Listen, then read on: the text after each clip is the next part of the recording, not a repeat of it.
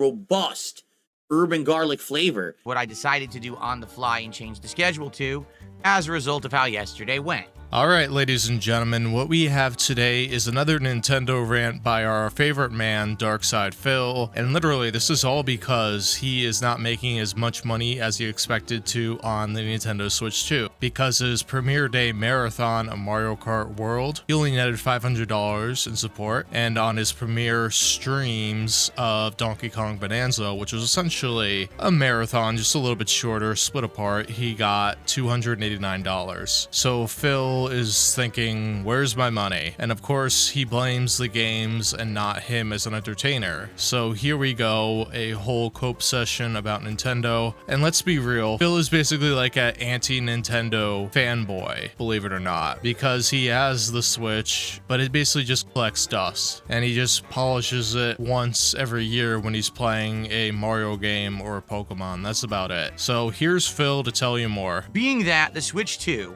was so hyped when it came out back in June, and the fact that the console only had one game. That's right. It really only had one game. Sorry, but that's just the truth. It didn't have a great launch lineup. It had Mario Kart World. Every other game that came out for Switch 2 was already available on another platform and was just a port. So, with that being said, the last month and a half have been interesting as people have played a lot of Mario Kart and gotten to the conclusion that it's just not that good. Just a preface, whenever you hear Phil say we, he means I. If you actually take a look at the online multiplayer community, they're not too happy with the game. They basically feel like the game is just a gimmick of who can swap around items to basically come from last place to first at the last moment every race. Oh my god, you can literally tell he has not done research about this at all, because this is his opinion. Everybody knows that's what Mario Kart is about, except for Phil. Phil wants it to be this like competitive fighting game, but he's terrible at it because he can't even grab the items because he literally goes right behind somebody whenever he's near an item box. And then he whines, he's like, hey, they didn't give me an item. Like he thinks it's like Mario Kart Tour where they automatically give you an item because it instantly reloads, but maybe he's played Mario Kart Tour and whirled out on that game too, because let me tell you, those microtransactions in that game are ridiculous. It's like $4 for a premium cart. Like you're getting scammed. But Phil is the king of getting scammed by mobile games because freemium isn't free. That the actual skill of the driver doesn't really matter. It's more about item use, which is really sad. And you know whose skill at grabbing the items is terrible? Phil. Yeah, so the one thing that he predicates the game on, he's terrible at. And he thinks he's a good driver too. Like there's tons of videos out there of clips of him failing that disprove that. He's not better than anybody else that's playing online. And sadly, with Mario Kart World, it's just not a lot of content. You know, it's 3 hours of content, and you've seen the entirety of the game, including the unlockable secret stages. The online matchmaking is not very good. The online circuits don't exist. I mean, I keep going on and on. Yeah, Phil doesn't fundamentally get that this is a multiplayer racing game, and the enjoyment that you're going to get out of it is not in the solo campaign, but playing it with friends or online. So Phil doesn't have those options to have fun, so he's not going to have enjoyment out of this game. He's just going to get frustrated because he's like, I'm playing online, but I can't win every game. I'm the best racer here. Yeah, narcissism unleashed. And then his bubble gets punctured, and he's not happy about that. But only iced coffee keeps it in the rotation, basically single-handedly, and it's awesome because seeing Phil rage about Mario Kart is the funniest thing ever. So with all of these criticisms of Mario Kart World, people have been fiending for another reason to play their Switch 2s, especially because everyone spent almost $500 on this thing just a little over a month ago, so they want to feel like the investment was worth it. Yeah, and if you're an early adopter of a console, you're definitely not going to get that day one. You're just going to have to wait over time for it to happen. And Phil is Mr. Instant Gratification. He wants an immediate profit over it. Like, he was probably expecting like $1,500 from that Mario Kart First Marathon alone, and it didn't happen. He got more money squeezing nostalgia out of his fans by seeing him put on vests and hats. Like, seriously. Yeah, his fan base, they have interesting priorities of what they want Phil to do. to. Or, you know, maybe Phil playing video games is just so not palatable, especially playing single player against bots. That was probably it too. Because yeah, he didn't do any multiplayer like that marathon except for like maybe an hour, if that. And so, yesterday, Donkey Kong Bananza released. I've already made an entire dedicated video about this game, okay? But rather than go through in painstaking detail all of the stuff that I said in that video, what I want to do today is I just want to kind of summarize quickly some of the points I made. And now that I've slept on it, I think that maybe my opinions have changed a little bit. And to give you a little preview here, I just want to know what happened to Nintendo. Yeah, why isn't Nintendo specifically making games catered to me and my live stream so that my fans will dump tons of money on them for me? It's just not working out with these two games. What can be going on, guys? I hit the goal every time in Mario Kart World since I brought it back after threatening to wage quit it, but sometimes I literally have to pressure people constantly to get the goal, and we have to wait until last minute, and I barely get more than 150 in support. Like, what's going on? Like, that's what Phil is like. He thinks he should be making like $300 off of each Nintendo stream he does. But it doesn't work like that, because it's about the entertainer, not about the game that he expects to carry his streams. But Phil will never learn. Really? Like, I can think back to a time when, at any given moment, Nintendo would come out with one of their first-party titles, and it would be jaw-dropping. Oh my goodness. The graphics, the gameplay, riveting stuff, original concepts, things that would be like first-time experiences that would knock your socks right off, and you'd be like, wow, this is a memorable moment. Now, not every game on a Nintendo console was like that. A lot of times, it's a lot of third-party shovelware that really is what's shoved out. But whenever it was a first-party game, you kind of knew that's the studio that I could rely on I'm going to go spend my hard-earned money, and I'm going to get a very unique experience. Now, it wouldn't always be the most lengthy experience, okay, to be honest. A lot of these first-party Nintendo games end up being around 10 to 20 hours long, and then you're done. But at least you would feel like you're getting bang for your buck. The time you're spending in the game is worthwhile and meaningful. Yeah, Phil, but I don't think you understand that, one, your nostalgia may be painting a picture for you that's rosier. You're 43 years old now, so your interest in video games has waned. We literally see it on stream. And three, if you don't get enough support, or what you consider to be enough support, to be honest, you kind of really turn on those games. And that's what's happening here. It's all about the money, Phil. We know what it is with you. But now we got 2 games for the Switch 2 so far, and I hate to say it, we have 2 completely different experiences that, for me, at this point, are pretty disappointing. I don't want to say that, you know, it was a hard time getting my Switch 2. It really was. Like, it was a pain in the to get it. A troll ended up canceling his Switch order because he showed us the confirmation email that had his email address on it and the confirmation number, so a troll called Walmart and got it canceled. And then how Phil got the second console, I have no idea. He hasn't let us know that, which is interesting. But when I look at the 2 games available for it, we got one game that literally was done in 3 hours. For Phil, it's a 3-hour game. For everybody else, it's hundreds of hours. Phil is a very special man. Okay. Or we got a game that seems like it has an insane amount of content, but it's so samey and repetitive, you get bored in 3 hours. When he says you, he means his audience, because they're not entertained by his gameplay or his commentary. They're literally just there because they're always there, and they're basically waiting for the drama to see if Phil hits his goal or not. That's all they're there for. So what's worse? The game that has no content, or the game that's boring? Well, literally, it's whatever game Phil picks up to panhandle that specific day, so it could be any game. Wait a minute. What are we talking about? We're supposed to talk about Nintendo. First-party consoles, first-party games for an exclusive console. That's literally, we never would be having this conversation. And even as much as last console gen, when you look at Super Mario Odyssey or Legend of Zelda Breath of the Wild, I can't even say that the statements I'm making right now wouldn't even apply to that. Well, Phil, here's the thing. Mario Odyssey came out in the fall of the launch year. We're just talking about the first month and a half of the Switch 2. So yeah, it's apples to oranges. Nintendo put Mario Kart first because they knew it would be a system seller. Regardless of how you feel about the game, it is. Legends of Zelda, they literally just put it on the Switch and the Wii U at the same time because the Wii U was such a failure. Now the new Legend of Zelda game, it's probably in development right now and it'll probably come out next year or 2027, or maybe they'll shock us all and it will be one of the holiday launches for this. It could be. I doubt it, but it could be. So we will see as this develops, but like we're really early into the console's lifespan. Like it's probably going to be at least 5 years, if not longer, because the Switch was 8 years. So who really knows? But they certainly applied to the Switch too.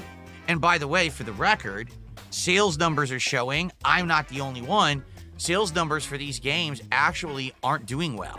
Yeah, this is actually one of the things that he's actually right about, and the problem is that this could be a huge issue for the Switch 2 in the long term because if third-party developers aren't seeing the numbers that they expect, they will stop porting games over. And now the reason why these games aren't really selling well is because people who have multiple consoles won't buy these games at a $70 Switch 2 price. They'll wait for it to go down before they'll actually buy it if they haven't bought it yet, because the console was expensive compared to a regular or a usual Nintendo console. It was $450, the Switch was $300. So people are basically just bought the console bundled with Mario Kart and that's it. And yeah, they'll pick up Bananza because it's first party, but the third party games, they're gonna wait until those games go on sale because they know Nintendo games never go on sale, but third party games do. So they're gonna wait until those prices are slashed if they haven't bought the Switch version or if there was no Switch version available. They're just gonna hold out and wait for the price to go down. Because like, why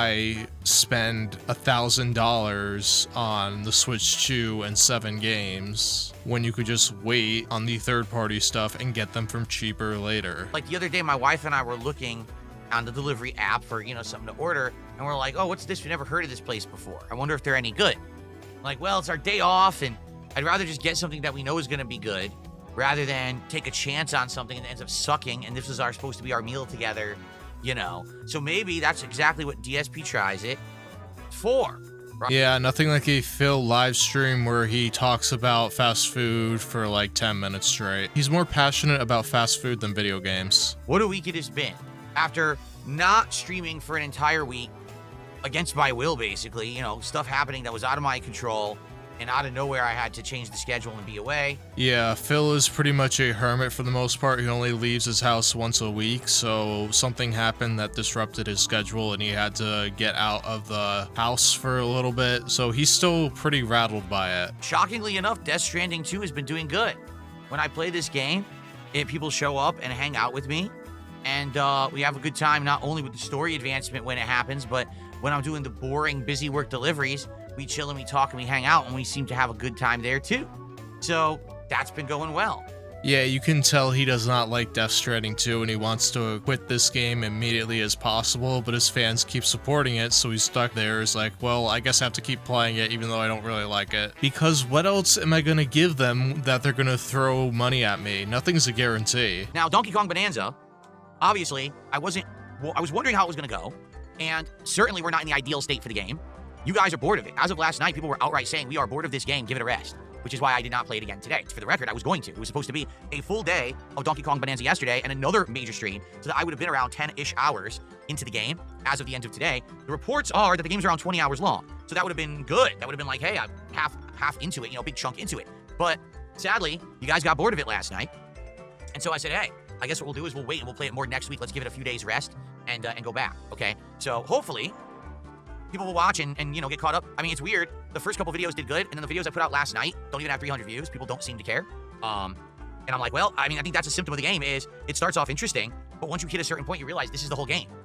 Dude, you get 500 views a video because your mentality is that you're not going to edit whatsoever, so an hour-long slop fest is not really interesting for anybody. Hire somebody to edit for you. It ain't that hard. It just costs you money, which you don't want to part with except when you play a gacha mobile game. Again, we're going to talk about that in a bit. So, yeah, and because of that, the interest waned. Like, last night, people were outright telling me, man, this is boring. Like, that's not good. That's the whole game. The entire game is the same thing over and over. So you got to get hooked on that formula, that collectathon formula from the 90s. If you're not, then this game is just not going to resonate with you as a gamer or as a person watching someone play it. You know what I mean? Like, you have to really be into that formula.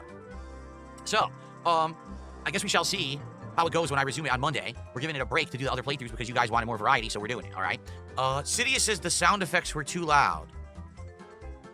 Well, I watched back some of the gameplay. Nothing sounded too loud to me, and literally no one complained. I don't know why you're complaining now after the fact. I could have adjusted the volume on the fly if someone said something, but nobody did. Maybe that was one of the 300 people that watched it on demand, Phil. Ever thought about that? Do I ever get afraid of being identified in public? No, I'm not afraid of being identified in public. When people see me in public, they say, hey, are you Darkside Phil? Yes. Oh, cool.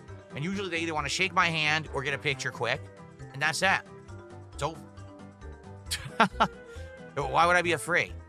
And I've never seen any of those pictures because you think that the people that would actually ask him for a picture would be a detractor, but I have never seen one of those circulating around. Maybe there's somewhere I haven't seen them, but I don't know. But if you ever meet Phil in person, just be sure to be really nice to him because it will throw him off. He won't expect it. And then he'll talk about it on his podcast and nobody will believe him. And then the other was last night, the DK Bananza stream. If you can believe it, hot new release day, let's play it all day. Can't even hit a support goal for it because people are bored. I think that speaks volumes. You know what I mean? If I can hit support goals for Death Stranding 2, GTA 4, driving a truck in Truck Sim, but the brand new Nintendo game people lost interest in within 2 streams. That speaks volumes, okay? But here's the thing, you hit a support goal in the first stream, and combined, you got $289, which is fine for a regular day of streaming for you, even though you don't want to admit it. But here's the thing, because it was a hype day 1 release, which you always expect to make bank on, and you didn't, you're like confused. So you're like, well, the game must suck because I didn't get enough donations. No, Phil, it's probably you, the entertainer, that failed. And you know, this is just a side note because it popped up to me on the top of my head right now. I wonder if Phil is salty about Nintendo because he lives right by their US headquarters and they never really partnered with him to do anything. Maybe that was one of the reasons why he chose to move to Washington State to be closer to Nintendo. And you know, Phil is not family friendly. He's a controversial rant channel, so nah. Let's get that support rolling. Let's get our first support in for the stream. Let's get our first super chat, our first tip, our first sub over on Kick, and how about our first membership of the day? And then let's get that momentum going towards our goal. Remember, when we hit 70 goals of support, it will be DSP Tries It, the barbecue brisket Whopper from Burger King. Yep, he has to go specifically state every single thing you can do to give him money on stream, every single stream, repeatedly, nonstop. And of course, the goal for all of this is to see Phil eat fast food, because don't you love that? Let's say we keep hitting our goals. Well, that means that we will do it Monday, because, you know, we got 2 streams today, 2 streams on Sunday. Remember, I'm off tomorrow. And then the first stream on Monday, we would do it on Monday. If we falter a little bit, if we stumble, then we'll likely be doing it on Tuesday. Either of those days would absolutely be perfect. Okay, so please, let's get some support going. All right, and let's do it. Let's get that momentum rolling. Who will be the first person to support the stream today? Let's find out. Okay, and thank you for that. Cool. You know why there would be perfect days for him? Because the earlier he gets the goal, the earlier he can move on to begging for the next one, and the next one, and the next one. That's just Darkside Phil nowadays. Instead of charging $100 to put on a vest, he's charging $1,500 plus to eat fast food. And it's literally this weekly expectation that he's got to do DSP Tries It every week, or more than once a week. So yeah, have fun with that. Let's talk about the state of Nintendo and the Switch 2. Okay? Nintendo hasn't always had the best console launches, let's put it that way. Switch 1, when it launched, also did not have a super stellar lineup. In fact, the best game for Switch 1 at launch was Zelda Breath of the Wild, and that game was also on the Wii U. So it didn't matter if you had the Switch or not, you could still play the game. That's not much of a system seller, you know what I'm saying?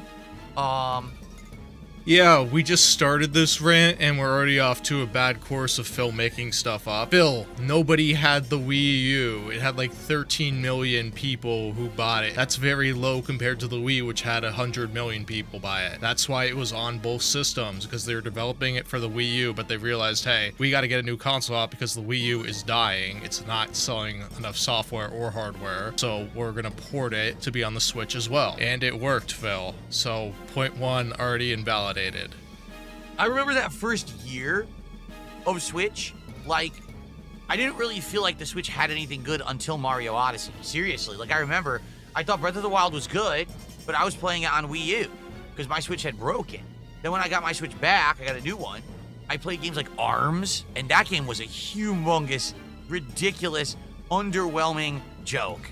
The game was just not good. It didn't have enough content. The online play was not, it was just stupid. Yeah, the first year of the Switch was also very lean. That's what happens when you are an early adopter of a console. And here he's thinking like he wants like 5 games that are on the same level of development as Mario Kart or the Bananza game immediately at launch. No system is going to do that. At most they'll have 3 because they like to spread things out.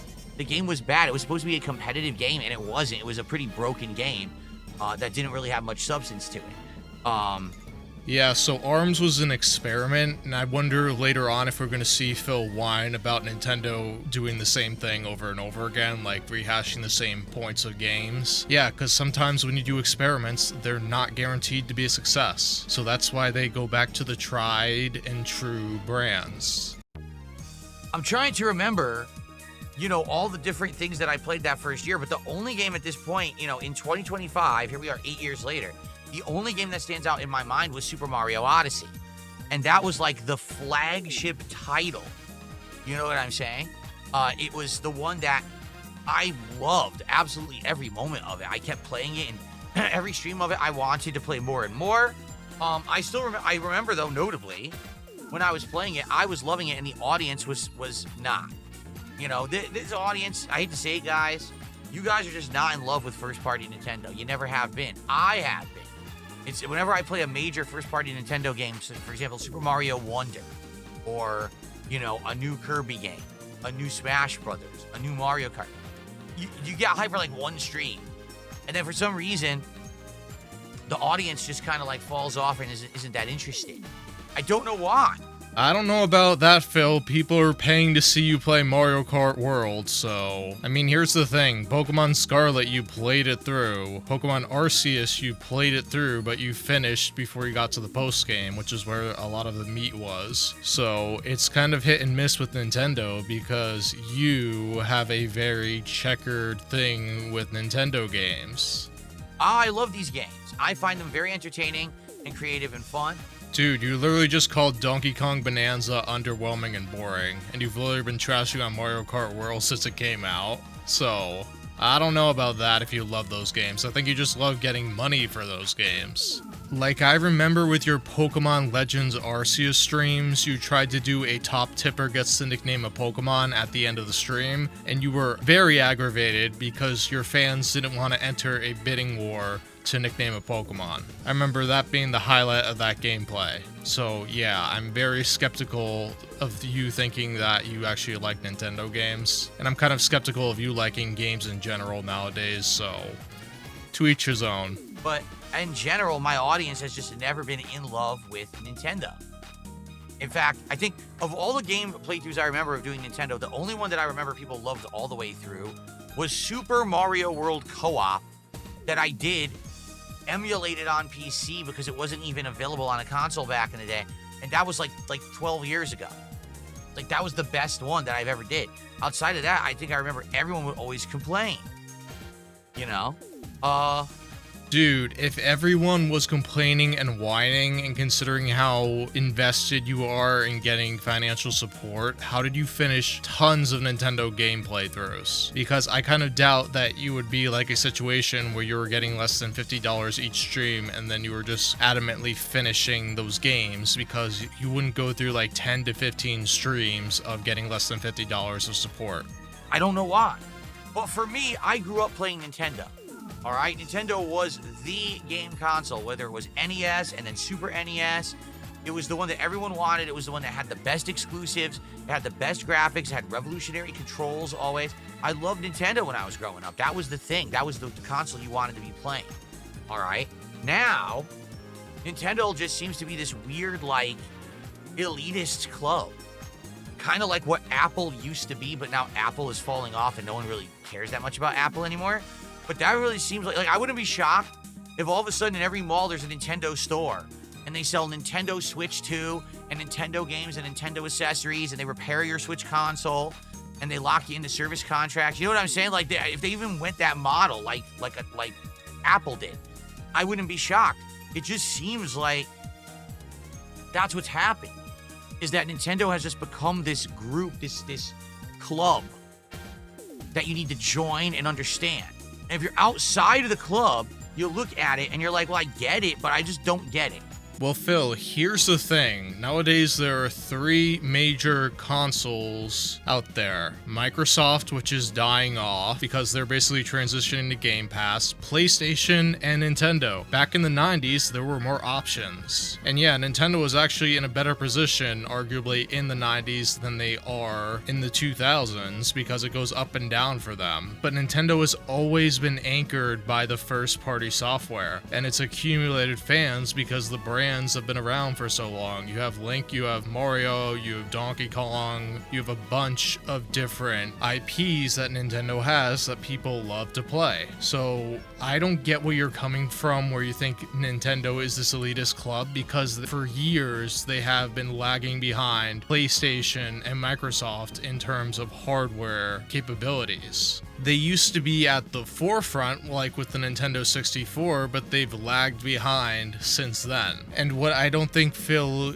understands is that once you have a base, people are more likely to stay with that. And PlayStation has the same thing. PlayStation has fanboys too. Microsoft has fanboys too, but it's kind of fallen off because, you know, their biggest IP, Halo, they released it and it was a mess, and now there may be no more Halo games because of it. So yeah, Phil, you definitely aren't a fan of Nintendo consoles anymore because those big AAA games are more likely to be on PlayStation and Xbox than they are on the Switch or Switch 2, which is lagging behind. So yeah, what I think you don't get is like why people still like Nintendo games, because they aren't at the cutting edge of like frame per second and graphics and things like that. Well, maybe just because the gameplay is good. You know, you understand that, you know, sometimes there's a great game, sometimes there's a new console with the innovation, but you don't understand why people go so crazy for Nintendo, right? You have to understand that Nintendo used to be insanely huge, the biggest game company in the world. They were synonymous. People didn't say, I need to go play video games. They would say, hey, I'm going to go play some Nintendo. Seriously. That's what they were, the name drop for video games. So you have to understand that. Now today, things are very different. You got a million platforms, including PC and other competing consoles, and now you got mobile devices, and then you got these hybrids like the Stream Deck. Everyone has different ways that they game. I don't think anyone is saying, I gotta go play Nintendo. They're saying, I gotta go play video games, right? So they don't have that name recognition anymore. Yeah, I don't get what this dude is complaining about. He's acting like Nintendo is just coming off the Wii U. The Switch was their best-selling home console of all time. Now, part of that was because they combined the handheld and the home console together, but it literally, the only one that sold more was PlayStation 2. So Nintendo is not at a bad position. Like, you can literally tell that they feel very confident. They're pricing games at $70 and $80. They're getting rid of, like, good stuff that works consumer-friendly during the Switch era. They don't feel like they're in a bad position, Phil. And Phil thinks like they're falling apart, but right now they're doing pretty well. The Switch 2 had the best console launch ever. So yeah, Phil, just because you have a falling out with Nintendo doesn't mean that Nintendo is flailing. But they still have this very intense, rabid following from a certain group of fans and gamers that think that everything Nintendo does is the absolute best on the planet. And it's hard to deal with that. It really is. Here's the thing, Nintendo has gotten a lot of criticism, especially for the Pokemon games, but the thing is, those games are still selling well. So there is some truth to what you're saying, but it's not the whole picture. It's bizarre because I've now been a YouTuber for 17 years, almost 18. This fall will be 18 years I've been a YouTuber, okay? And I've seen highs and lows, I've seen good and bad, and I'm always honest with you guys about that. I've seen Nintendo do some amazing things, and I've seen them do some boneheaded, dumb things as well. I feel like I should be able to talk about it, but it seems like whenever you come out and criticize Nintendo, it's as if like you're committing blasphemy, and now you need to be burned at the stake. Dude, you are Darkside Phil. Any opinion that you have is going to be criticized and mocked because that's just who you are. You are the May 1st man. But I'm just speaking truths here.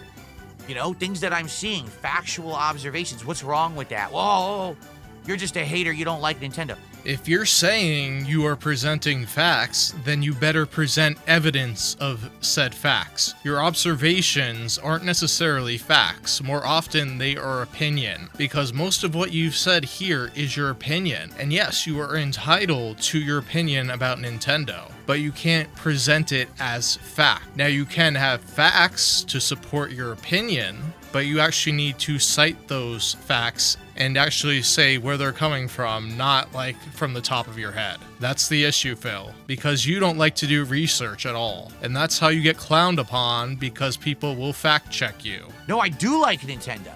That's the problem, is that I actually really like Nintendo, and I like to see them succeed. I said that Super Mario Odyssey was the best game of 2017, and everyone told me I was wrong. But I don't care, I liked it that much. So now, 8 years later, it's the next console launch. We're a month and a half in, and I am completely and utterly underwhelmed at this point. Yeah, Mario Odyssey is the only game on the Switch that I've heard him talk about in a positive light. I mean, I'm sure there could be others, but Phil plays so few and far between that I don't know. And because it's just hard to find his reviews on stuff, because his channel is just so full of slop that you rarely get his actual opinions on games, because they're like 1 out of every 50 videos he uploads. So it's like people aren't going to take the time to find his opinions because he doesn't make them easily accessible. And that's a Phil problem. All right, I am. Like, I'm watching this game, I'm playing it, and I'm like, what is going on with Donkey Kong Bananza? Yeah, and my argument here is that he would not have this issue with these games if he was getting more money for playing these games. And even if he really thought that they weren't good games, he wouldn't complain about it, because Phil thinks that if the game makes money, it's a good game, but if it doesn't live up to his expectations, it's not a good game. I'm playing Mario Kart, and I'm just frustrated that this is what's happened to this franchise. Like, what happened to the days when you could buy a new Nintendo game, and you'd be, first of all, whenever you bought a new Nintendo game, it was like a magical moment, kind of like when a new big Disney thing would happen back in the day. Yeah, I think we have a childhood nostalgia issue right here. Like, seriously, Nintendo was synonymous with video games like Disney was synonymous with like a new movie or a new franchise or something that was happening, right? And so a new Mario, a new Donkey Kong, wow, a new Smash Brothers, a new Mario Kart, a new Kirby, a new this, a new that. You get super pumped for it. And then you would play it, and those early hours of wonderment when you're playing something new and amazing, and it truly feels like it's something original, right? And now, things are just so different. Even today, in 2025, you can't even trust Nintendo to come out with an amazing first-party experience, because we now have 2 of them, and in my opinion, they're both pretty underwhelming, all right?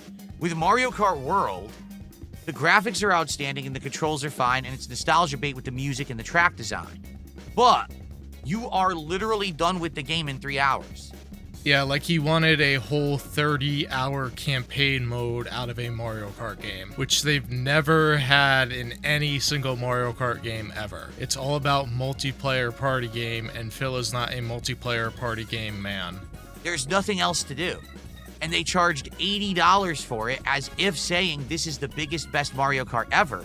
Yeah, this point I do agree with them. They literally priced it like that because they knew the early adopters would buy it. Like if you didn't get it in the bundle for $50, it would be a ripoff buying it for $80. Like I totally agree with them with that because Nintendo is literally feeling themselves and they're saying we can price some games at any amount we want. And they know that because you can get hundreds of hours playing Mario Kart. It's the same as Smash Brothers, but for Phil, he doesn't get that experience. So it's not worth it unless he gets it bundled. But since he's a game journalist who quote unquote reviews these games, he's gonna buy it at whatever price point that's available for him. But for the average consumer, it's a steep price. But Phil makes bank on these games, so don't worry about Phil. Like, I'm not here to, like, defend Nintendo. I'm here to criticize Phil. Like, I do not have a Switch 2. I'm one of the plebeians who couldn't buy it or didn't want to buy it because I'm not feeling like I'm going to dish out $450 for a console immediately at launch. But then again, I'm always a late adopter, so. But in this case, the price of the Switch 2 may actually be more waiting a year or two because that's just where we are right now. And it actually is one of the most underwhelming. The online play is abysmally bad, with people literally just sitting around using overpowered items to win. There's no skill to the driving that people use, it's just item use. And yeah, his literal complaint about the multiplayer, let me spell it out for you. He thinks he should win every single knockout tour. And he blames it on the items and basically everybody else cheating and having hacks. Like, seriously. You can get the items too, Phil. You just gotta avoid being right behind somebody during an item blitz. Like, you can literally see it. It's him. If he's in front, he's not complaining. If he's behind, he's complaining. And he won't tell you this. You can just easily move up from 24th to 1st as you can move down from 1st to 24th. But he doesn't like that experience. He wants to be in front the entire race. And it's not going to happen in multiplayer. It'll happen against bots, Phil, when you're playing at 50cc, but it won't happen at multiplayer. That's why people like multiplayer. It's a challenge. You don't like the challenge. the open world is a complete waste of everybody's time. There's nothing to it. They should have been good, but instead, it was just a big disappointment.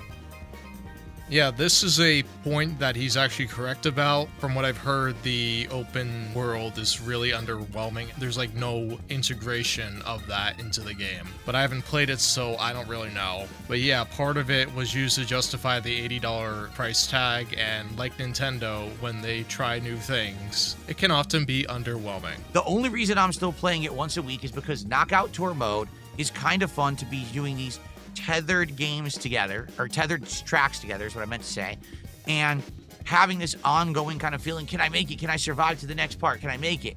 Outside of that, the game is insanely boring, and I can't believe that they sold it for $80. It's actually an insult to gamers to say that that game had that much value.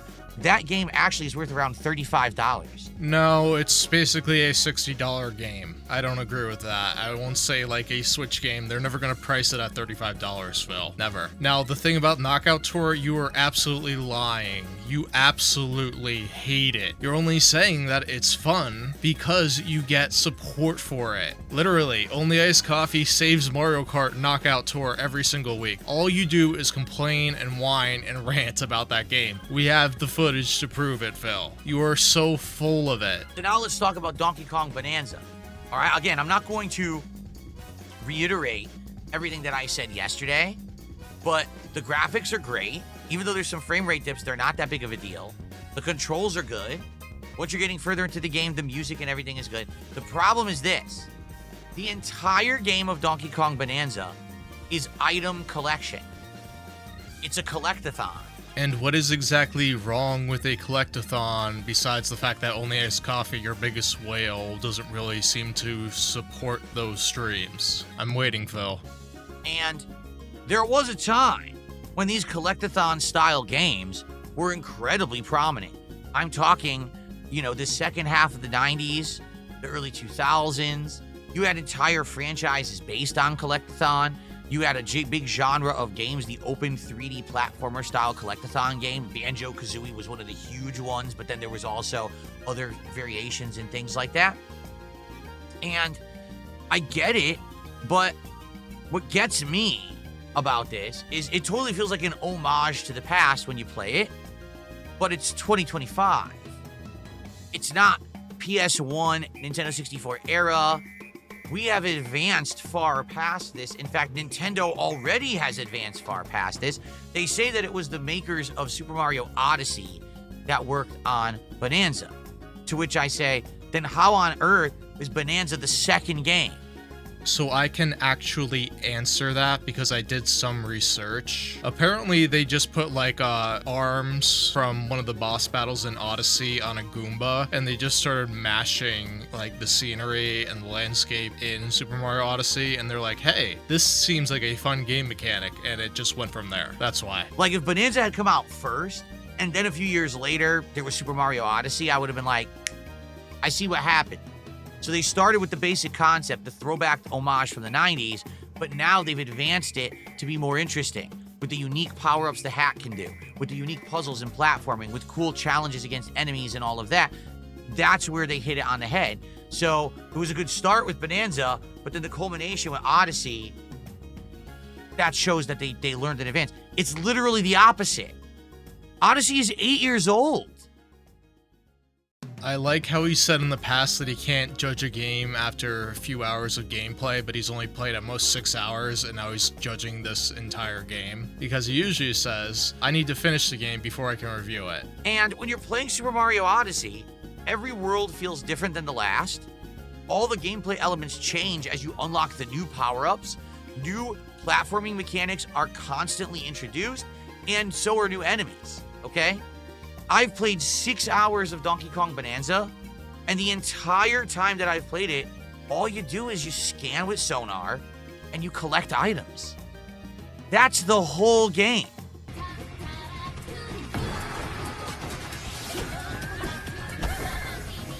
I don't understand. What's going on?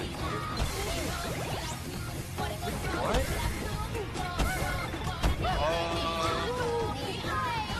Thanks for explaining nothing. Okay, here we go. What happened? What the... Sure.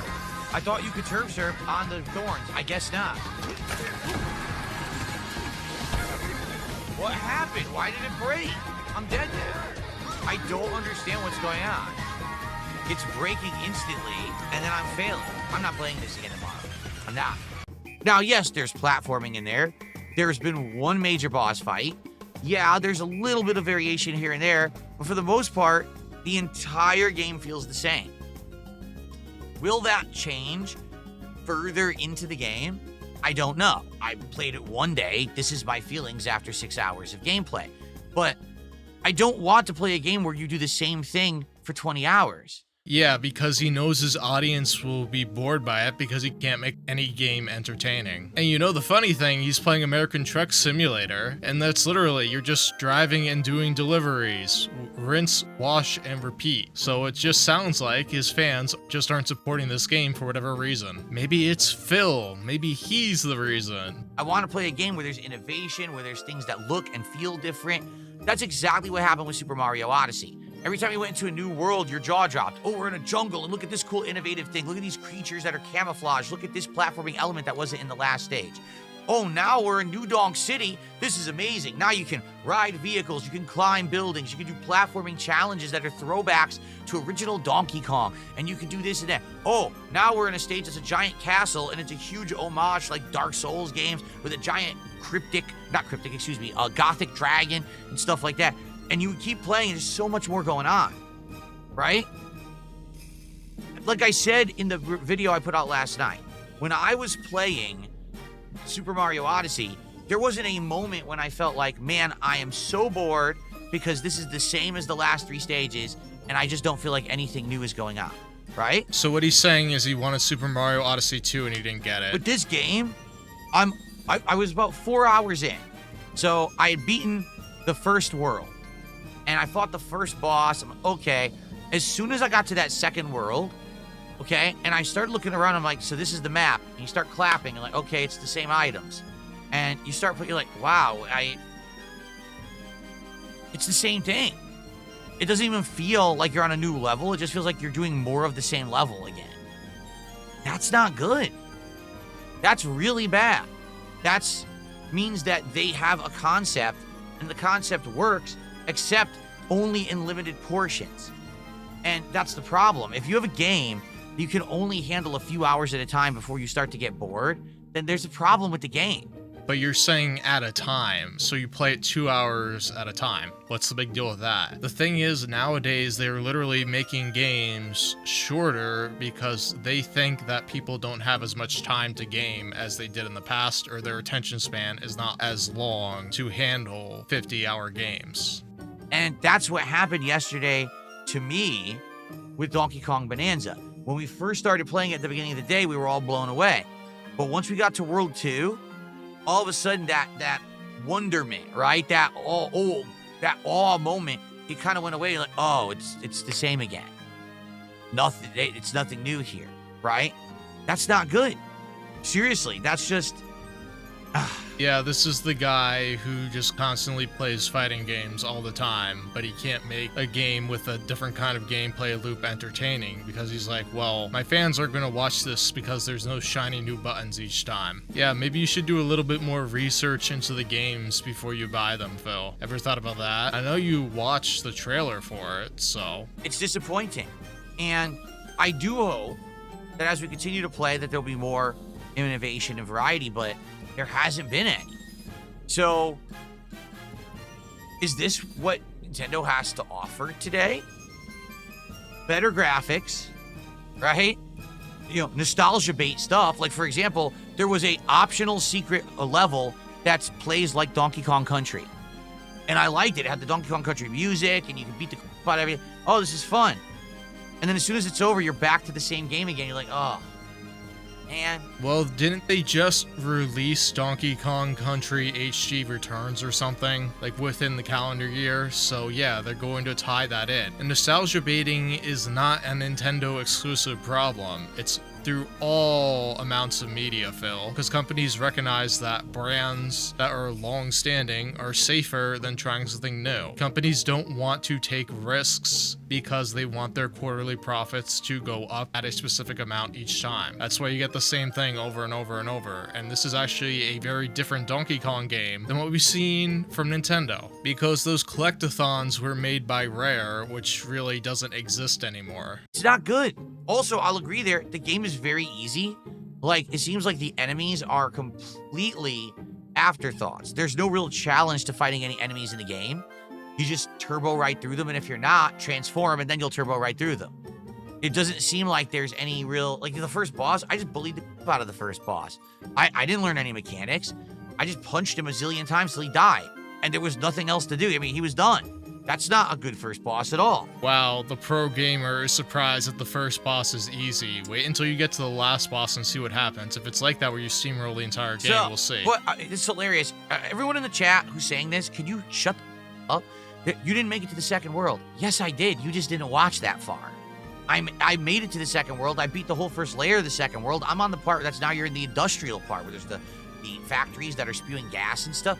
I've made it further than you think, you just didn't watch it. And here's the pitfall of streaming 2 times a day. Your audience isn't gonna keep up with that, Phil. That's the issue. And you actually expect your audience to watch every single piece of garbage you pump out. And that's why you spam their uploads with 6+ a day, and nobody watches it because of that. Quantity is not quality, Phil. Quality is. And you are lacking in that regard, because you literally post way too much for your audience to keep up with.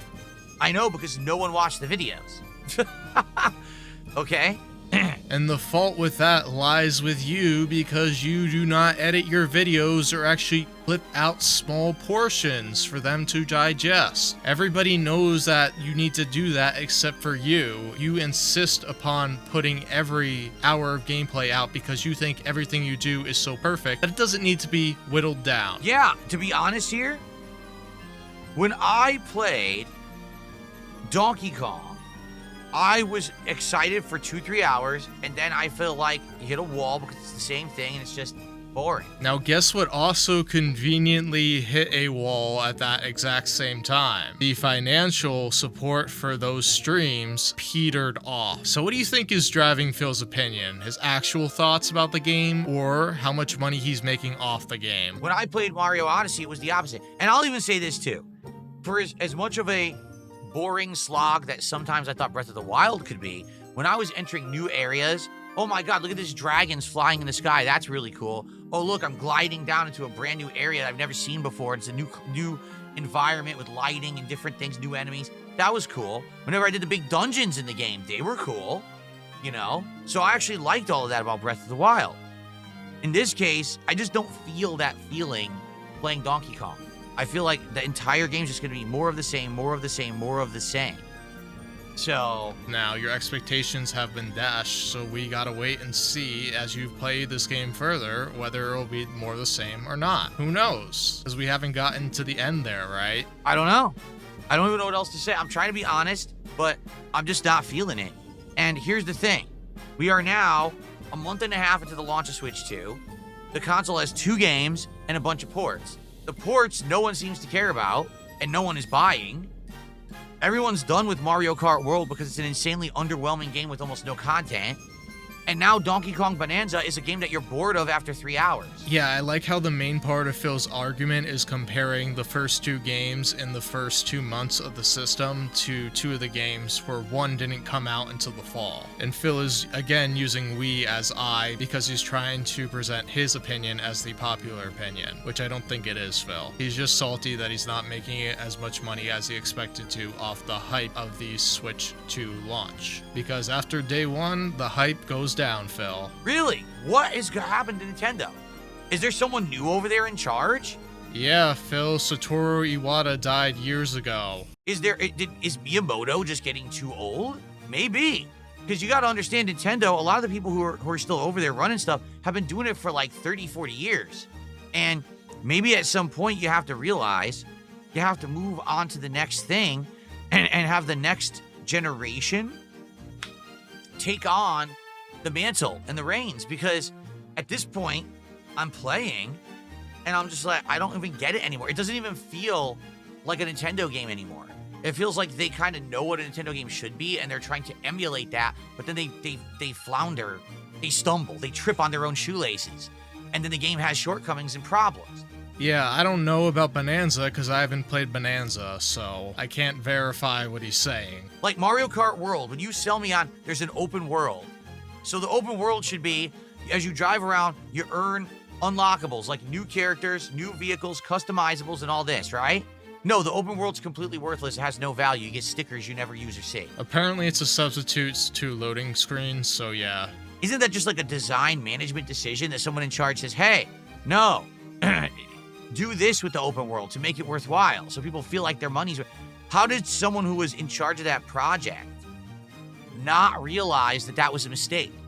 Probably because they were focused on the racing and they didn't want to take away from that. So I think they felt it was more like an accessory to the main event.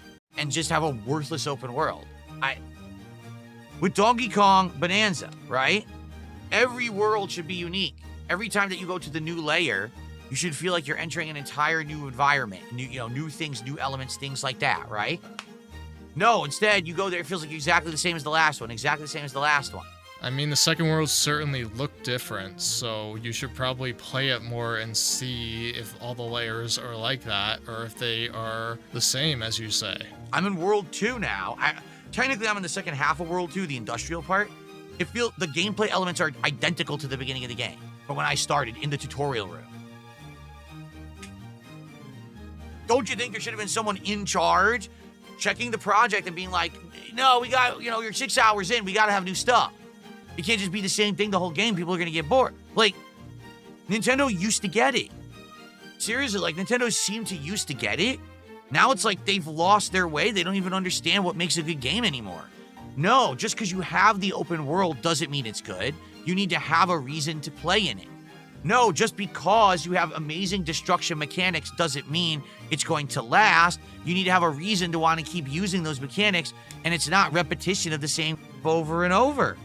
You know what I'm saying? Like, it's not rocket science, but why is it that game developers can't figure out basics of entertainment anymore? I'm lost. I really, they used to. Nintendo used to get it. Now it's like they've forgotten their way. Why? What happened? What changed? Are they too old? Are they listening to the wrong people? Do they just not care? Because like I talked about yesterday, in my 10-minute video about Donkey Kong Bananza, it seems like Nintendo is just more concerned with sales than anything else. Phil, Nintendo is a corporation. They're always more concerned about sales than anything else. But you know what drives sales? Good games. That's what it is. So while you may not like this alleged new style of games, the games are selling well. At least Mario Kart World did. Bananza, I haven't looked at the sales numbers. But yeah, I don't get what you're talking about, because there are even games that, like the simplest thing, like Pac-Man, it's the same thing. People get hundreds of hours of enjoyment out of it, Phil. Like, what are you looking for? Like, the only thing I'm hearing from you is you had different expectations than what those games actually are, and that's why you're upset about them. I hate to say it, I wish that wasn't the case, but I'm just giving you my opinion and my take here. Well, before that, you were saying you were presenting it as fact, Phil, so which one is it?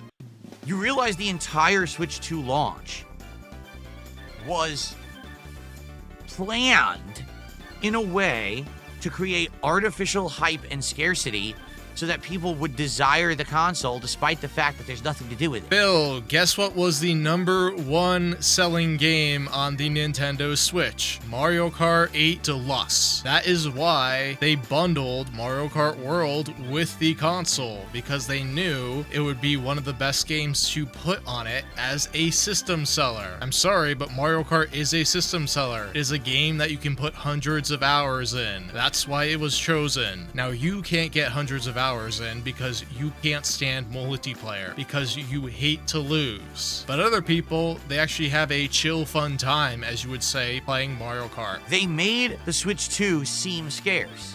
It's not.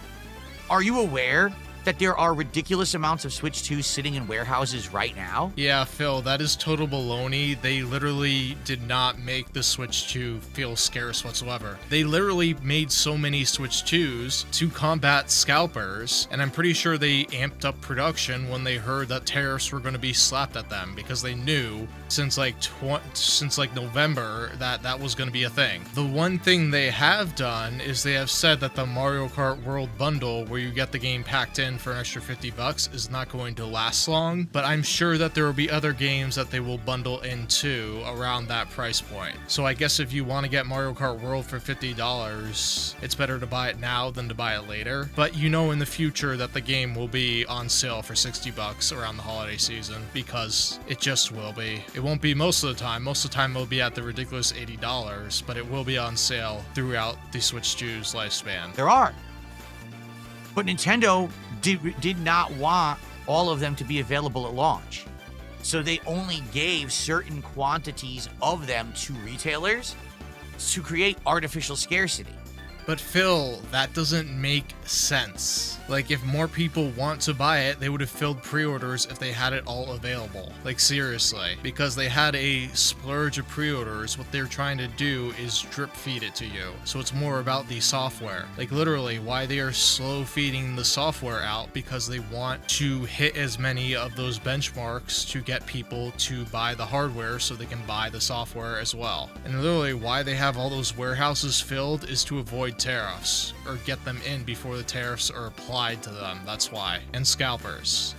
It's been well reported. Nintendo mass-produced the Switch 2. They have more than enough consoles to have for the rest of this year. They have enough. They just decided to drip them into stores so that basically... And you know why they would do that, Phil? If there's some kind of supply chain issue by the time the holiday season where they're going to make their biggest amount of sales besides day one, they have enough units where they have enough people that want to buy the console that they have that met. That would be why they don't throw out all their inventory, because if they have no inventory come October, they aren't going to make a ton of sales. Do you see that, Phil? Do you get it? Because there's no point in selling the software, especially in the early years of a console, if the hardware is not easily available. Like, they're planning in advance, Phil, something that you rarely ever do. And again, where is your source for this? Because you're saying it's widely reported, so like, put a source up. People would have a hard time getting one. Right now, some places you can walk into a store and just buy a Switch 2 right off the shelf, but some places you can't find it yet. It's still not there, and we're a month and a half into the launch. I've checked online, and basically, what happens with the Switch 2 is there'll be a drop. Walmart has it in stock. Best Buy has it in stock. And you can order it for about a day, and then it goes out of stock.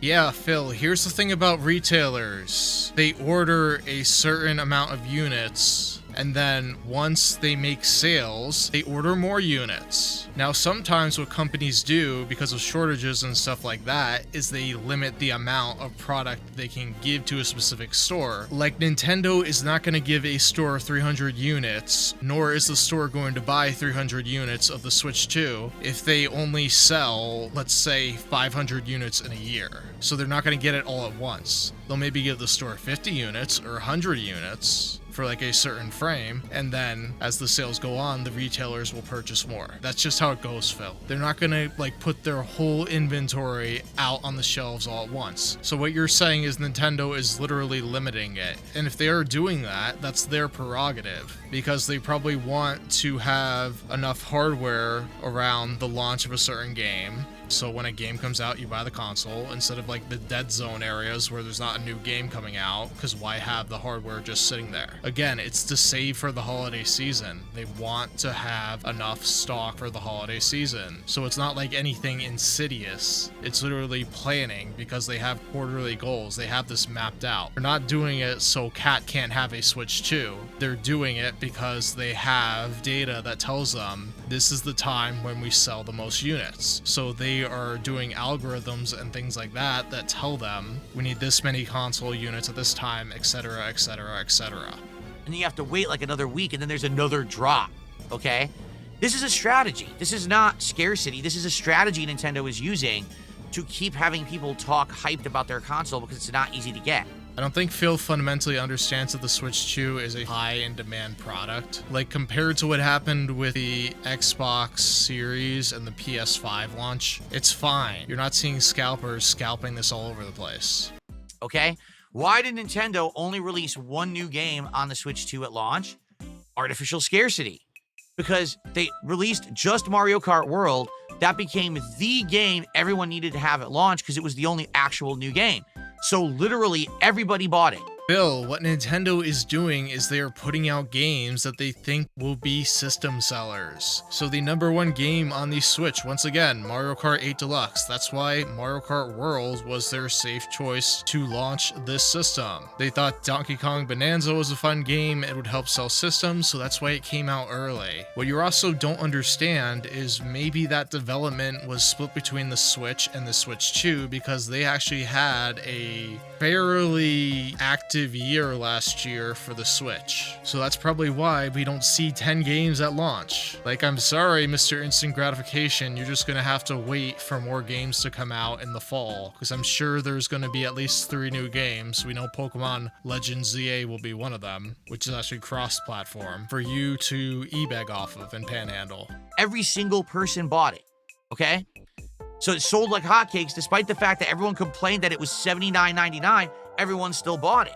Yeah, here's the thing about the launch of a console, the early adopters buy everything. So yeah, there were a ton of people complain, like you had Mudahar, like he said, oh, I'm not buying a Switch 2. Then he buys the Switch 2 to review it. Yeah, that's literally what happened with the Switch 2, basically. People were upset about the price, but they bought it anyway, because that's what early adopters do. Guess what? The game actually doesn't have content. So you're done with it in 3 hours, you're playing online every once in a while, party game. Well, now I'm bored, there's nothing else on my console. Phil, you fundamentally do not understand the point of Mario Kart. How many times do we have to teach you this lesson? Oh, well, did you know that Donkey Kong Bananza is coming out? Oh, really? Oh, well, maybe I'm not the biggest fan of Donkey Kong, but you know, it's the only other new game for Switch 2, so I'm gonna buy it. It's artificial scarcity. They could have very well released Donkey Kong Bananza on release day, along with Mario Kart World. The game was done. Oh yeah, they definitely could have, but why do that when you can do it a month later when you know that Mario Kart World is going to have a huge install base? That's why they put all those warts around it, because they figured that people just wanted a more powerful Switch, and they'll bundle it with the best-selling game franchise that the Switch 1 had, because they want to keep the momentum going, as you call it, throughout the year, because the first year of a console launch is usually very thin. So that's what they're doing it that way, Phil. Because if they did 2 at launch, and then what game do they have until like September? That's not good business, Phil. It was Nintendo's plan. This is their marketing plan. This is how they sell. They create artificial scarcity. And to Phil, all the backwards compatibility means nothing to him because he doesn't want to replay games. But here's the thing, Phil. I really think part of this argument you're making here is you think that if Donkey Kong Bananza came out on launch, you would have made more money on it than the 2 streams that you have played it. Because you think your fans have lost interest in the Switch 2. Let's be real, Phil. They lost interest the moment you started showing the console off because you're just so boring with it. By saying, oh, look, this isn't available, or, you got to wait for this release date. Here's what would have happened, okay? Here's what happened versus what would have happened. What happened was Nintendo only had Mario Kart World at launch, so everyone bought it. Now everyone's bored of Mario Kart World, so now you have to buy Bananza or you have nothing to do with your $450 console that you just bought. Phil, people were buying the console to play Mario Kart. The only exception was you, the game journalist who streams these games for money. You're talking about yourself. So everyone's going to buy Bananza whether they like it or not, and they're going to play Bananza, okay? Really? So you're saying the consumer will buy any game that Nintendo spits out just because it's the only option available? Like, come on, Phil. Come on. If Nintendo, on release day, had actually released Mario Kart World and Bananza at the same time, you would have had a selection of games to buy. And what would have happened is people might have chosen one or the other, depending on if you want a more multiplayer party game or if you want more of a single-player platforming experience, and actually the games would have sold less. Well, we don't know, because if they did that, would they have bundled Bananza in with a console like they did with Mario Kart? Like, people were buying the console for Mario Kart, they weren't buying it for Bananza. Let's be real here. And what they actually want to do is make it so you have options over time. Like, it was smart to wait a month for Bananza because you're already asking $450 for the console, $530 if you didn't get Mario Kart World bundled in. Because people don't have as much disposable income as you to waste thousands of dollars on Champions, Phil. So Nintendo is thinking, well, let's release 1 game a month. Because we release 5 games in a month, people won't be able to buy them all. But if we spread it out, people would be more likely to pick them up just because it's less of their paycheck that they're spending. Because it's not all at once, Phil. You don't get that. So it would have been a better experience for the consumer, but it would have cost Nintendo some money. So Nintendo said, we don't care about that. We're going to create artificial scarcity so everyone will buy both games, and that's exactly what they've done. So buying both games that people want to play is worse for the consumer? Dude, it doesn't matter when the games come out. People will choose if they want to play the game or not. From what you're saying, it sounds like you wanted to just play one of these games. Dude, if it came out both at the same time, you would have played both. Let's be real. You tried to buy 2 Switches. If there were 2 new games available, you would have bought 2 new games. Now, if that's the case, because now we see how their business practices are, right? Then I would even go the next step further to argue that I think Nintendo now is purposefully putting out subpar games. I'm serious. I think this is an actual design choice. Nintendo knows that they now have an installed base of customers that will buy everything they sell, that will buy every game they put out, as long as they do it according to this kind of artificial scarcity schedule. Dude, the only franchise you can make this argument with is Pokemon, because those games have been mass-produced and they have poor development time. You can't make this argument with Zelda. You certainly can't make this argument with Donkey Kong. And Mario Kart World? No. It's for the multiplayer, Phil. They want you to feel like you're special because you got a Switch 2 and you can play every new Switch 2 game. You're part of the in crowd. You're part of the selected group. Dude, what are you talking about? Every single video game console and like every single product out there tries to do that. You're just reaching here. Right? Much like this is exactly how Apple used to do it. Okay? That's exactly how Apple was. It's hard to get an Apple device on launch day. You're hip if you get it. It's expensive. You got to wait in line. You got to reserve. Everything's proprietary. Oh, but look, me, I got my iPod. I got my AirBuds. I got my phone, my new laptop, my MacBook, right? Look at me. I'm so cool. So you feel like you're a part of a movement rather than just a consumer of an electronic. Dude, I think that's a little too far of a reach. Like, corporations want their brands to be popular, because if they're popular, they'll sell more. And I feel like that's exactly what Nintendo is now doing. Instead of being the lead of a cultural thing of video games, they just want to be the company that's hip and cool that you need to have their products, and they're gonna have this kind of strategy to make that happen. This whole thing this year has been a savvy move. There is a good reason, a very good reason, why we don't have a release date for Metroid Prime 4 yet. Probably because they're waiting to decide when to launch From it. all reports, the game is going to release this year, but we don't have any information about the game. It's being done on purpose. Trust me. And I even wouldn't be surprised if there's another game, first-party game, that's going to drop before Metroid Prime 4. And the thing is, everyone wants Metroid Prime 4, but there's not going to be any other games for Switch 2.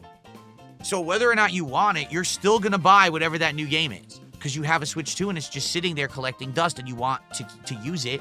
Hey Phil, here's a reality check. Most of the people that bought the Switch 2 had a Switch 1. You know what that means? They have a whole digital library of games. They can go get Nintendo online and get more games. Or they have physical games that can pop into their Switch 2 and play. And you know what game is probably going to come out before Metroid Prime 4 that we already have a release date for? Pokemon Legends ZA, which is a Pokemon game, so it will sell like hotcakes. Like seriously, this tinfoil hat nonsense is just you coping. Like, you didn't have a freak out about the launches of the PlayStation and Microsoft. It just sounds like you're being a contrarian because you think that's what your audience wants you to be. Oh, they're not giving me money, so they must hate Nintendo, so I gotta pretend I hate Nintendo too so they will give me money. That's just what it feels like, Phil.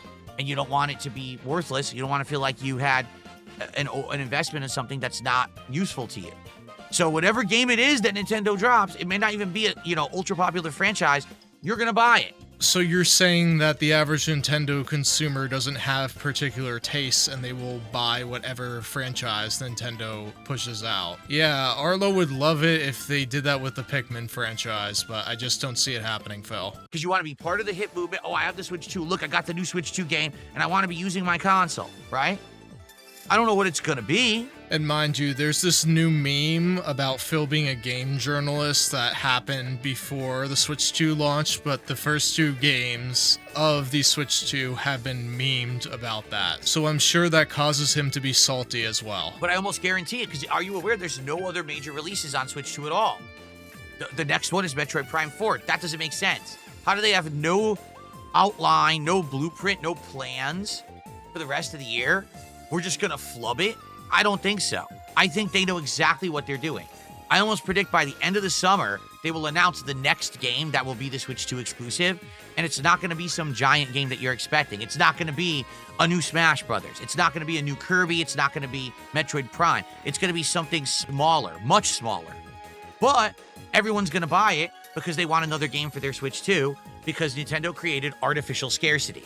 Dude, Nintendo is a company. They're not like you. They plan in advance. I'm sure they know their lineup 2 years in advance for the most part. Now, they do changes over time, but they are aware of what the whole launch schedule is. To suggest otherwise is crazy. Now, I know for a lot of people this is hard to hear. They don't want to hear it.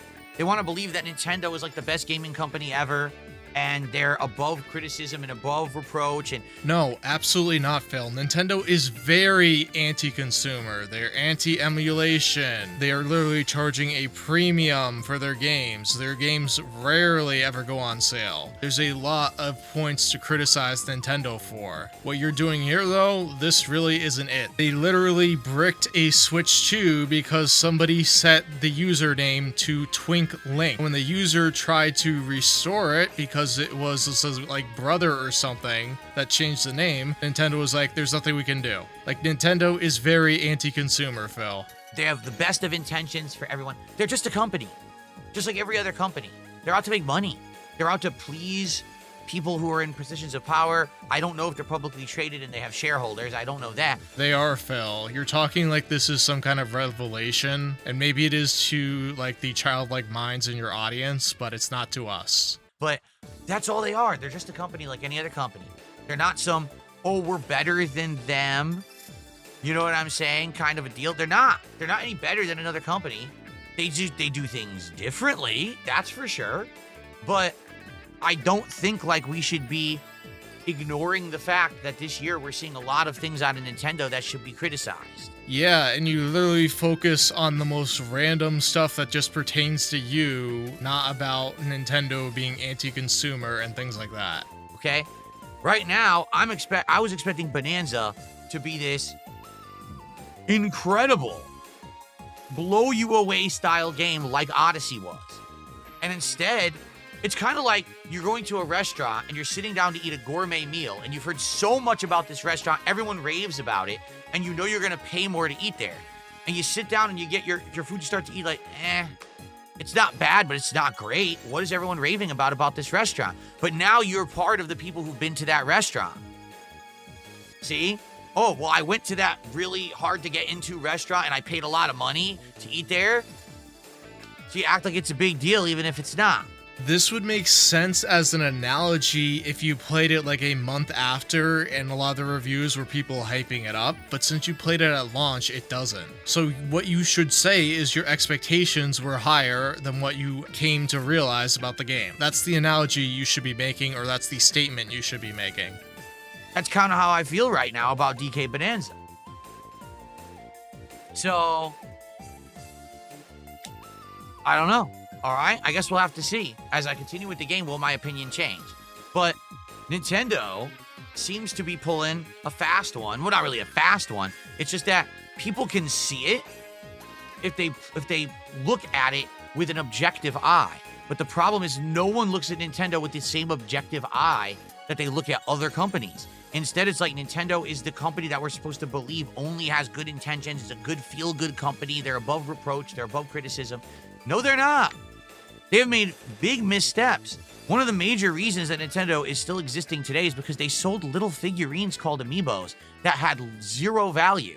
But they sold them, and their fan base was so crazy to support Nintendo, they spent millions upon millions of dollars on these pointless little pieces of plastic. Yeah, Phil, it's called collectibles. People like to gather and spend money on them. And you're literally leaving out the 3DS. 3DS kept Nintendo afloat during the Wii U years.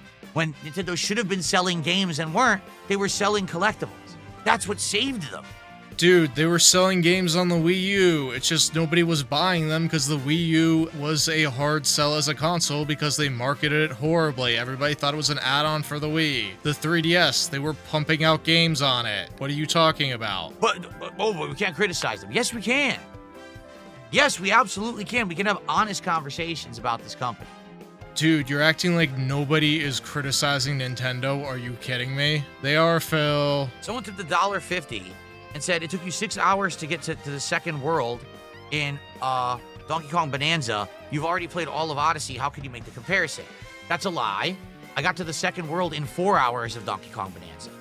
I spent about 90 minutes in the second world last night, and then we went to another area, which is technically the second layer of the second world, I believe, because it's the same crystal people or whatever. So that's wrong. Again, I love the people who criticize but didn't actually watch the content. Yeah, this is Phil's mentality. You cannot criticize him unless you've watched 100% of his videos. Absolutely nobody is going to do that, Phil, because you are boring. You didn't watch it. You just want to say everything I do is wrong. So here's what I can say. I don't care. Thanks for $1.50. I got a $2 tip. Don't drop DK until you reach the second world. I already reached the second world. Thanks for $2. But people are just stupid. I mean, you got to be a mouth drooler. I'm in the second world right now, stupid.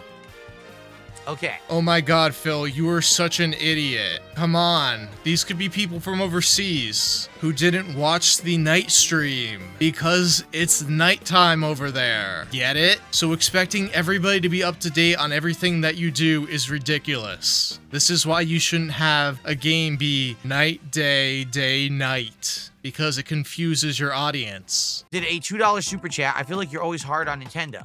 No, I'm actually not afraid to criticize Nintendo, which it seems like everyone else is.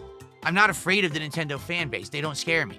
So I can be honest about stuff and not give a... Also, I have no vested interest in either being positive or negative to Nintendo. If I kiss their butt, I don't benefit. And if I slam them, I also don't benefit. It's just, I can be honest. That's the good thing about having no sponsorships or partnerships, not worrying about getting games early, not seeing a giant rise in views or whatever because I said something about a company. None of that ever happens, okay? Oh my god, here we go again. It's the I'm not a shill argument that Phil always pumps out. Like, Phil, you are harder on Nintendo than you are on Microsoft and Sony. Let's be real. It just is what it is. For whatever reason. Who cares what the reason it is, but you just are. Maybe it's because Nintendo doesn't just make games that are for you. Ever thought about that? So I can actually, say things that other people won't say or are afraid to say.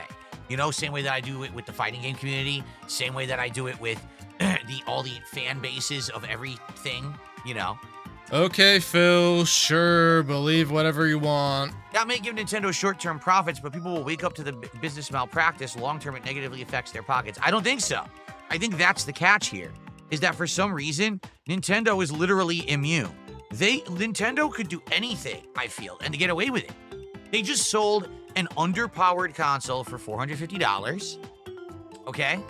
They sold a game with 3 hours of content for $80. Phil, look at the Wii U. The Wii U was a colossal failure. Nintendo is not immune from failure. The thing is, there was hype for a more powerful Switch. And still, the Switch 2, because it has exclusives, is more valuable to Nintendo fans than other gaming handhelds, like the Steam Deck. From what I'm seeing, they just sold a brand new game that literally has a very, very repetitive and boring gameplay loop that gets tired in 3 hours, and they sold that for $70. Dude, just because you're bored of the game doesn't mean other people will find it boring. They can keep getting away with it because they're Nintendo. Anyone else? No. I mean, take a look at the last Pokemon game, right? The last Pokemon game, literally, everyone complained, my God, best-selling Pokemon game of all time. He's wrong about that. Pokemon Scarlet and Violet are now the second best-selling Pokemon games besides the originals, Red, Blue, and Green. And it's actually and Scarlet and Violet sold about the same units as Sword and Shield. So basically, Pokemon is the one franchise that will always sell, regardless of the quality of the game. The other stuff, I'm not convinced about that. People seem to love to reward the mediocrity that Nintendo pumps out. People ask Nintendo, can we please have a better Switch? Because the base level Switch, we don't like the screen. We want better graphics. We want more storage capacity. Can you fix the stick drift? So Nintendo says, here's what we'll do. We'll give you a better screen, and we'll give you a kickstand that's slightly improved because the other one was, and that's it. Here, buy it again. And you know what the Nintendo fans say? Okay, we'll buy it anyway. You didn't give us the storage capacity we wanted. You didn't improve the graphics. You didn't fix the stick drift. We'll buy it again anyway because we're stupid. Are you talking about the OLED model or the Switch 2? So, Nintendo has no incentive to improve because people buy their crap anyway. They just do it. It doesn't make any sense, but there you go. He made this same argument about Burger King chicken sandwich. Anyway. So thank you, Alex from Phoenix, for $5. No, I don't think that they're going to see any long-term issues with the way that they're running their business because I think people, for some reason, they turn the blind eye to Nintendo. I don't get it, but they do, right? Dude, if the games are going to be really bad, things are going to fall off really quickly. You don't get that. Someone tipped $2 and said, sing the banana song. Well, if you tip $20, I'll play the banana animation that has the banana song. How about that? That sounds like a ripoff, Phil. Okay. You got to give the people what they want, and you're not doing that.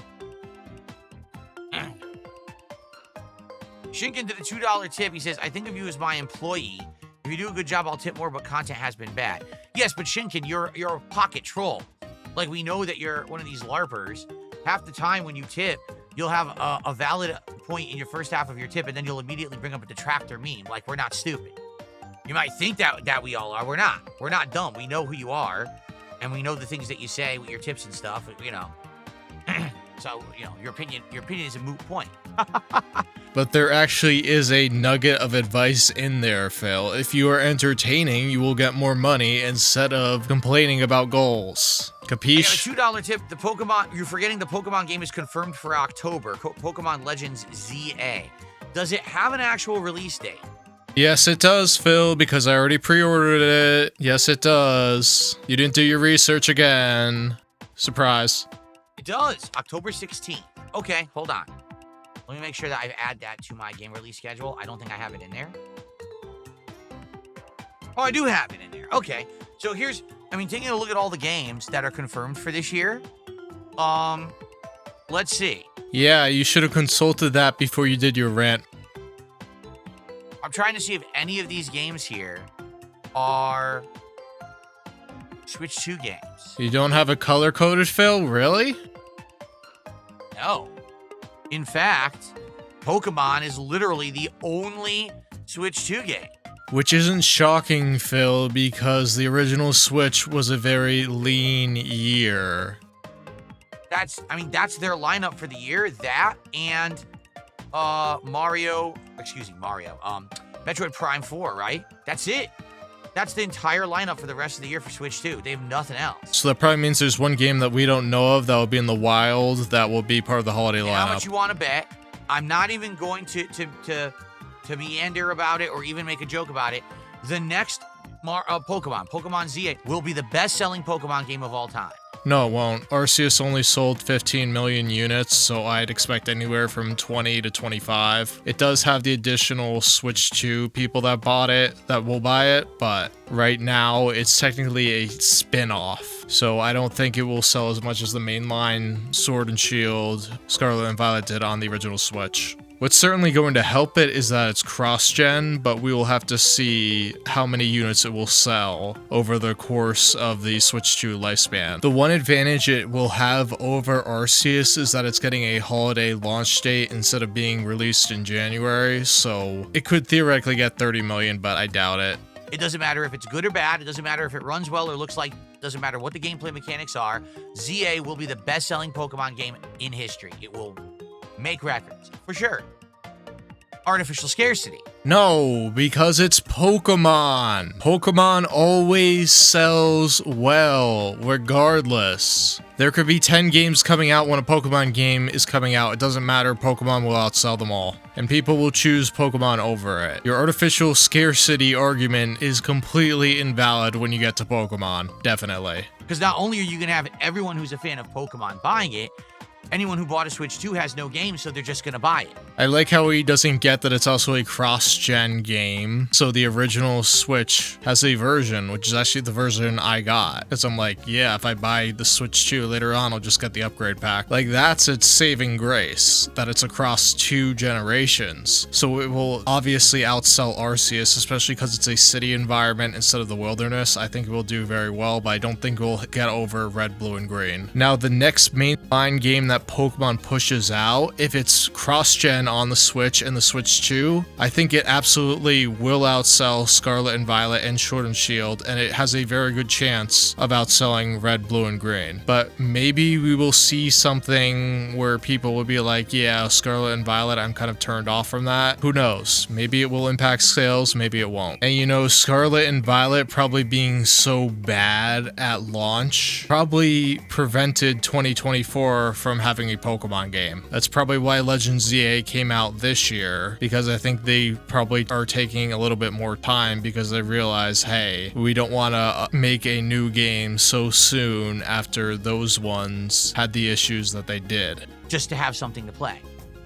100% it will sell. Wow, Phil. Guaranteed. Like, literally, there's a whole backlog of games you can port over from the original Switch. There's not really a huge scarcity of games that you can't play on the Switch too. Timmy says, Nintendo's hardware is cheap compared to other companies. That's true, but they're not in line with other companies. That actually isn't true anymore. You got a $450 console that may be more expensive. And the games, at least it looks like there's going to be $70 and $80 games, which is the norm. So yeah, Nintendo is definitely pricing themselves higher than they did the last generation. I got a $1.44 tip. Someone says you didn't include the rest of the Banana song for our $20 contribution.